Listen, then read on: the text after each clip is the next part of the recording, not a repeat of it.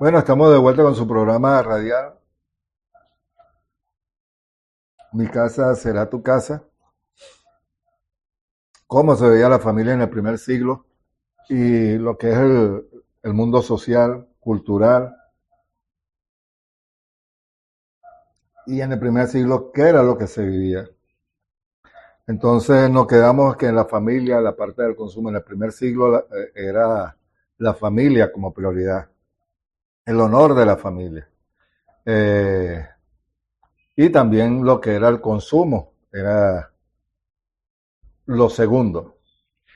Pero en los Estados Unidos poníamos el ejemplo, lo que es el éxito, la familia, la apariencia, pero que todo está basado en su economía, lo que es bienes y servicios.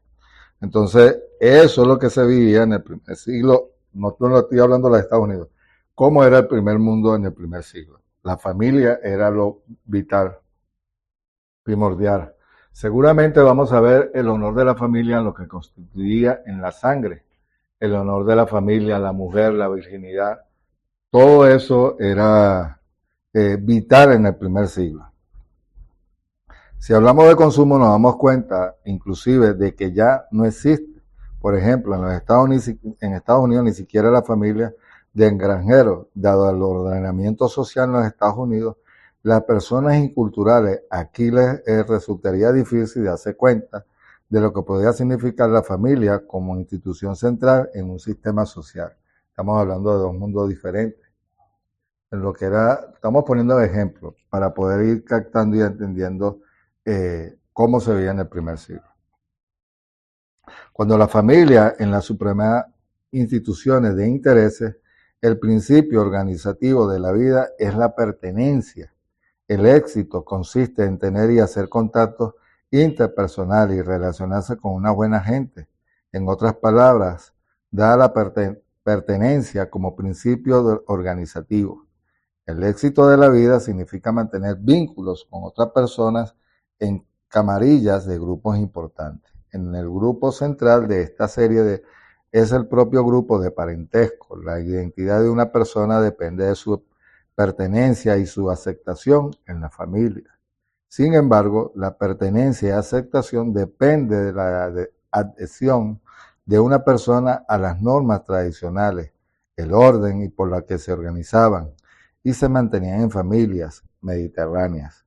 Y esas normativas y esas normas tradicionales de orden hundían sus raíces en códigos complementarios que giraban en torno de valores básicos, lo que era el honor y la vergüenza. ¿Se está dando cuenta? La familia, el parentesco, las relaciones interpersonales, pero todo era lo que se manejaba en el honor y la vergüenza. Si nosotros vamos a la actualidad, hoy pudiéramos decir que a lo bueno lo llaman malo y a lo malo lo llaman bueno. Y nos pretende vender un mundo totalmente desprendido de valores, ética. Por lo malo quieren llamarlo bueno y quieren ponerlo en un estatus como que todo está normal y ellos están bien, cuando resulta que es todo lo contrario. El honor, vamos a leer lo que significa el honor, vamos a verlo.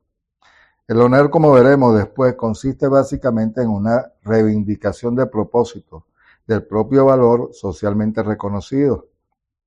Aparece especialmente cuando confluyen los tres rangos definitivos y definitorios llamados el poder, el estatus basado en el género y la religión. Repito, poder, estatus basado en el género y la religión.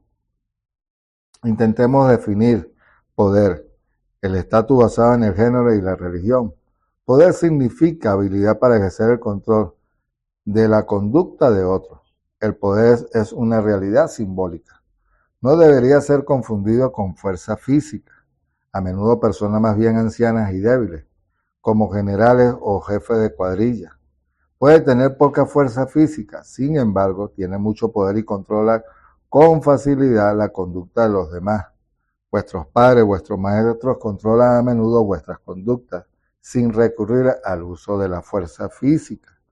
Usan el poder y un símbolo que puede acarrear consecuencias realmente desagradables o agradables a las personas que están bajo su influencia. Por otra parte, las fuerzas militares norteamericanas tienen una fuerza increíble, pero ¿por qué? Poco poder tienen en el resto del mundo. El estatus o funciones. Vamos aquí, ya vimos el poder. No está hablando de fuerza física, sino la voluntad de poder ejercer o controlar a un grupo de personas. Porque la autoridad te la da, pero sin ejercer la fuerza física. Es aquí la habilidad. La habilidad. El estatus o funciones basadas en el género se refiere a la serie de deberes y derechos, lo que tú deberías de hacer y lo que otros tendrían que hacer a ti o para ti, que se desprende del hecho de, o simbolizar la distinción de los géneros biológicos. Se identifica con los deberes masculinos y femeninos. Hay que tratar por igual al hombre y a una mujer. El estatus de género se refiere a los deberes de los hombres y mujeres reconocidos en un grupo social. Finalmente, entendiendo por religión la actitud que uno debe adoptar, la conducta que se espera de él respecto a quienes controlan su existencia. Esto es lo que significa la religión para la gente del mundo mediterráneo en el primer siglo. Las traducciones de la Biblia la llaman piedad y a veces justicia o derecho. Quien detenta el hecho del control inmediato de vuestra existencia. Los padres, quienes detentan el control de su existencia. Los abuelos. Diferentes funcionarios de gobiernos locales, estatales y nacionales. Diferentes funcionarios de gobiernos locales, estatales, nacionales. Diferentes empresarios y los ricos instalados en el zangán del poder. ¿Y quién controla todo esto? ¿Quién está en lo más alto de la pirámide? ¿Quién mantiene todas las cosas unidas? Nuestro Dios, Jehová, nuestro Dios o los dioses. Ahora bien, la actitud adecuada de respeto y homenaje junto con la conducta que se espera que sigan con relaciones a quienes controlan su existencia, es lo que significaba la religión en el primer mundo, reflejado en lo que se conoce como el Nuevo Testamento. Se da cuenta del estatus, pero que también estaba asociado en lo que es la parte de gobierno que estaba asociado ¿a quién? A su Dios o a sus dioses. En este caso, un ejemplo, actualmente los gobernantes que tienen influencia de brujería, hechicería, santería, eso es lo que tratan de vender ellos para, como quien dice, ¿quién gobierna? Un ejemplo, en el primer siglo los romanos tenían el panteón y el tener el panteón para ellos significaba que eran sus dioses que gobernaban, pero a través de ellos. Y quien le daba el estatus y el poder, sus dioses también, pero la gente también. ¿Se da cuenta? Entonces, Yeshua siempre habló a líderes, por supuesto al pueblo también, pero habló a líderes que normalmente estaban vendidos a Roma, porque si no, bueno, ya la cosa, si Yeshua no hubiera culminado su obra, su trabajo, ¿dónde estaríamos? ¿Dónde estaríamos? Pero lo importante es saber a dónde está usted, quién es ahora, por los méritos del Mesías. Él es nuestro rey, Él es nuestro gobernante.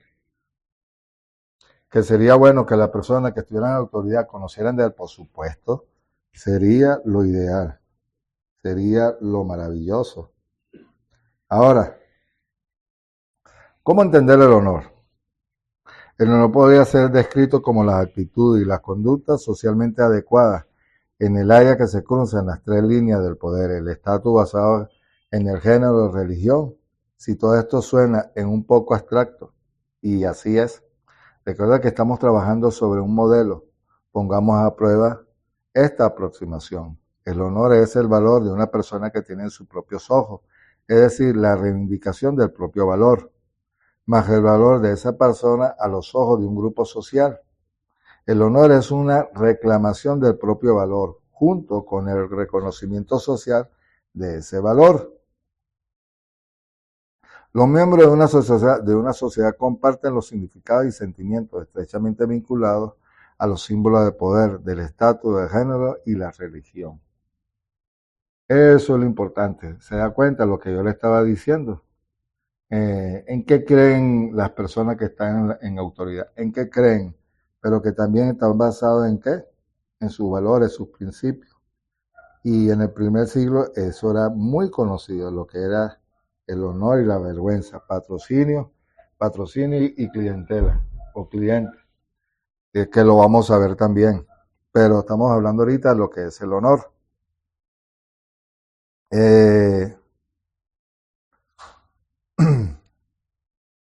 Miren, pongamos a prueba una aproximación. El honor es el valor que tiene una persona ante sus propios ojos, es decir, la reivindicación del propio valor, más el valor de esa persona a los ojos de un grupo social. ¿Me está escuchando? Ok, ahora miren. El honor es una reclamación del propio valor junto con el reconocimiento social de ese valor. Los miembros de una sociedad comparten los significados y sentimientos estrechamente vinculados a los símbolos de poder, del estatus, de género o religión. La gama de la persona que tú puedes controlar está estrechamente vinculada a tus funciones masculinas y femeninas, a que a su vez están vinculadas al estatus. ¿Qué te ocupa en la escala social de tu grupo cuando reclamas cierto estatus en cuanto inscrito en tu poder y en tu función de género? Estás reclamando honor. Por ejemplo, un padre de familia, función de género, estatus, en la escala social, manda a sus hijos que hagan algo y ellos le obedecen. Poder. Como cuando el Dios de los dioses, el Señor, el Kyrios, como Dios a los dioses, mandan, lo están tratando con honor. Otras personas que ven esto como que reconocen, es un padre honorable.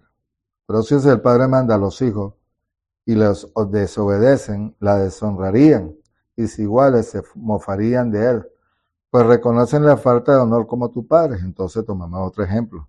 Pensemos en un maestro en el siglo I, todos los maestros públicos eran varones, en estatus de género y función del maestro presupone. ¿Usted se acuerda de la enseñanza de Yeshua antes de continuar? Que decía, había un hombre en casa que tenía 2 hijos. ¿Se estaba refiriendo a quién?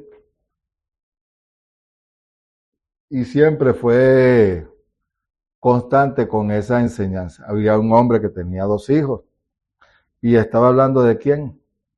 De la casa de Judá y la casa de Efraín, como las 2 hermanas, Oliva y la otra que aparece en el libro de Oseas, que también es mencionada en el libro de Ezequiel, las 2 hermanas que se prostituyeron. Se está haciendo referencia a lo mismo, porque ellas conocían lo que estaba hablando Yeshua, que la bendición del primogénito estaba dividida, estaba rota, y lo que está diciendo que él quería restaurarla, y era él. Ahora vamos a la función de maestro, que presupone también cierta posición en la comunidad de los hombres, es decir, el estatus en la escala social, que propone una enseñanza con la que están de acuerdo sus discípulos. No reconocen el poder de enseñar la falta, por tanto, al respeto. Repito, no reconocen su poder de enseñar y le faltan, por tanto, al respeto. Quienes lo presenciaran tendrían ocasión para deshonrarle, dado que sus propios discípulos creen en él. Si los discípulos creyeran en él, reconocieran la verdad de su enseñanza y aceptarían lo que dice debido a su autoridad. ¿Se da cuenta? Entonces, el resto de la comunidad le reconocería como maestro y verdad, digno por tanto de honor.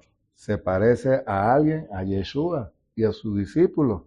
Está hablando de un maestro y ese es el ejemplo que está poniendo. Pero él tenía el honor, ¿por qué? Porque decían, y él tiene autoridad, como el que tiene autoridad. ¿Por qué? Porque él vivía con ejemplo. Sus enseñanzas eran buenas, pero más eran su, ¿cómo se llama? Como decimos aquí, no es tanto lo que dice, sino sus hechos hablan más de lo que dice. Ya estamos entendiendo el contexto, ¿verdad? Ok. Entonces el honor de estaba en qué? En lo que él enseñaba, no solamente lo que enseñaba, sino lo que vivía y que la gente lo tenía tenía buena fama, es decir, como un hombre bueno. Y por eso es que le decía a los discípulos, hagan lo que ellos dicen, pero no hagan lo que viven. Interesante. Ahora, si estamos viendo un tanto lo que es el honor, Yeshua lo fue. Un ejemplo más. Pensemos en un hombre que se fuga con la hija de un padre honorable para casarse con ella. ¿Qué significaría la conducta de la hija? El padre como padre, función de género. Tiene el derecho al deber de decir sobre el matrimonio de su hija. Ella está incrustada en la familia, por así decirlo. La hija debe reconocer el estatus de su padre con respecto a ella, pues esta es su categoría religiosa en escala de estatus. Con su fuga, la hija simboliza la falta de respeto al poder del padre que tiene sobre ella. Pasa por alto y desatiende su autoridad y se debe dada por Jehová, como respondería a la comunidad la pretensión del padre de reclamar su posición social y su honor. Por supuesto, la hija le deshonra con su fuga y la comunidad le negaría su reclamación de honor, pues es incapaz hasta de controlar a su hija como es el deber de un padre. Una cosa es controlar, otra cosa es manipular, y más que controlar es el amor del padre, porque con el ejemplo es bastante. Pero si ella, como dice, se fuga, el padre queda en vergüenza. Y es lo que está diciendo, ¿cómo va a controlar a una, por decir? Hay gente que quieren ser ministros, pastores, pero no llevan su casa en orden. ¿Y cómo pretende de hablar de orden cuando no puede llevar ni su propia casa? Entonces, más que lo que dice, más lo que dice tú con la boca, tus hechos son los que hablan por ti. Y eso es lo importante. Estamos hablando de honor. Así pues, el honor es una reivindicación del propio valor y el reconocimiento social de tal valor para una persona que vive en una comunidad interesada en el honor. Existe una dialéctica constante, un mirar hacia atrás y hacia adelante entre las normas de la sociedad, el modo en que la persona debe producir esas normas mediante una conducta específica. ¿Se da cuenta? Una persona piensa constantemente en lo que debe hacer, en lo que es idealmente reconocido en una sociedad con significativo y valioso, y examinar después sus acciones a la luz de los deberes y las normas sociales. Cuando una persona percibe sus acciones reproducen de los hechos ideales de la sociedad, espera que otros grupos reconozcan el hecho que le otorguen consecuencias en honor y reputación. Honrar a una persona es reconocer públicamente que sus acciones se conforman a los deberes sociales, como valor central en una sociedad. El honor implica que una persona elige un tipo de conducta porque, con recompensa, se le da derecho a cierta consideración social. La gente no solo dice que es una persona honorable, la tratan como son tratadas las personas honorables. Es algo parecido a nuestro aval crediticio, un buen aval crediticio. Pone dinero a nuestra disposición, permite a una persona incurrir en una deuda y adquirir bienes para uso inmediato. Y es el indicio de la posición social de una persona en nuestra sociedad, de lo que una persona en el primer siglo le importaba era la valoración de su honor, el derecho al título del valor personal es el derecho al estatus y el estatus, derechos, obligaciones y propios. se desprende del reconocimiento de la propia identidad social. En consecuencia, una persona vive en sociedad depende de la valoración de su honor, que le sitúa en una escala de estatus en la comunidad. Interesante. A veces hay gente que quiere reclamar, como quien dice, que se le rinda culto, el culto a la personalidad, pero sus hechos hablan más que sus dichos. Y esto en el primer siglo sí era importante, el honor, el honor. Por eso que Yeshua siempre decía, ¿quién dice que la gente que soy? ¿Y qué dices tú de mí? Porque le estaba diciendo, pero no porque le reconocieran. Cuando digo que le reconocieran, eh, porque le importaba a él más que se le reconociera como el hijo del Dios viviente, o para él, como decimos aquí, lucirse, sentirse amado. No, no, no, que le reconocieran como el hijo del Dios viviente. No porque no lo fuera y él lo estaba buscando, sino que le reconocieran que vino a redimir a la humanidad. Eso es lo más importante para Yeshua. No en el ego personal, sino como el hijo del Dios viviente, Jehová Sebaot. Eso era lo importante en el primer siglo. Ahora, todo esto es interesante y es bueno que nosotros lo sepamos. Que lo sepamos para ponerlo en práctica, familia. Así pues, la reclamación de honor por parte de una persona requiere una concesión de reputación por parte de otro antes de que se convierta en el hecho de honor. Si una persona reclama honor por alguna acción que ha llevado a cabo, pero esta no repercute en una concesión de reputación social, entonces tal acción de esa persona y con frecuencia la propia persona está tachada de ridícula, despreciable, necia y se le trata como consecuencia. Pesar en el uso del término necio y necedad en Proverbios, en Eclesiastés, en el Nuevo Testamento, en el primer siglo, así pues el problema de honor para una persona que lo reclama gira en torno al cómo, por quién y en qué virtud de qué otros juzgan y evalúan las acciones de una persona como digna de reputación. Y Jesús hacía siempre las preguntas. Y Jesús decía, ¿qué hablan de mí? ¿Quién dice quién soy? No porque le preocupara, vuelvo y le repito,